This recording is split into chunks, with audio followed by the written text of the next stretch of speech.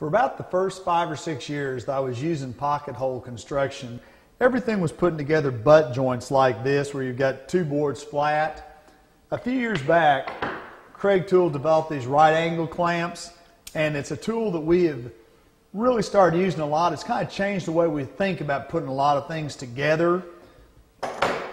What they allow you to do is to join two boards at a right angle like this. Where that's really helpful is instead of having to have a whole lot of clamps to hold two pieces together, we're going to be using our pocket screws to put the joint together. Now, I'm not a big fan of mitered corners, so I would much rather put together a butt joint like this.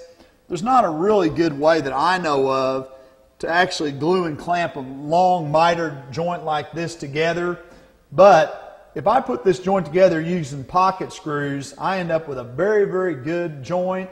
It's a very strong joint that's not going to move, because I've seen times when I had a good 45 joint, but then over time it opened back up.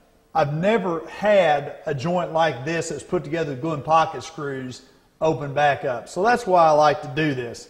Now Larry's going to be helping me here.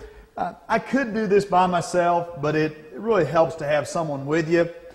Also, anytime that I put together a joint like this, I want to put it together with just a slight bit of an offset, and then I'm going to come back, wipe the excess glue out of the way, and flush trim it with a router bit.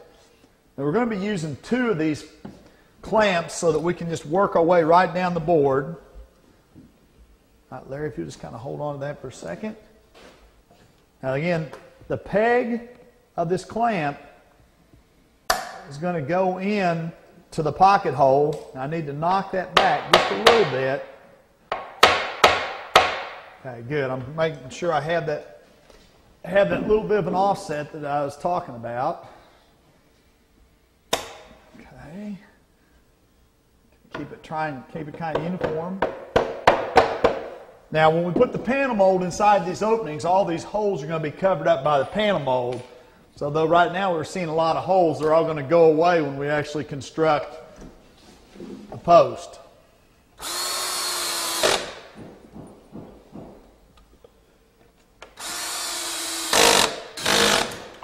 All right, we've got that together. What I'm going to do is just wipe this excess glue. Occasionally people ask me, what's all this mess on my nail apron? It actually takes about 15 years to get your nail apron to look like this.